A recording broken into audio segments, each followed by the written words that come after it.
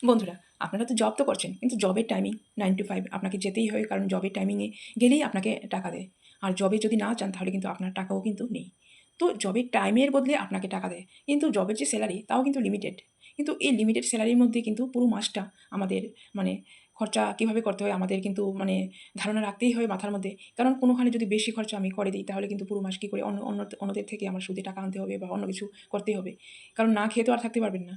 তো ব্যাপারটা হলো যে আমি জবের সাথে, সাথে কি এমন এক্সট্রা করতে পারি যে ফ্রি টাইমে আমি জবের সাথে, সাথে মোবাইলে বসে একটা ফ্রি ইনকাম যেটা আমার লাইফস্টাইলকে একটু বেটার করতে পারে আর আমি কিছু শিখতে পারি এক্সট্রা।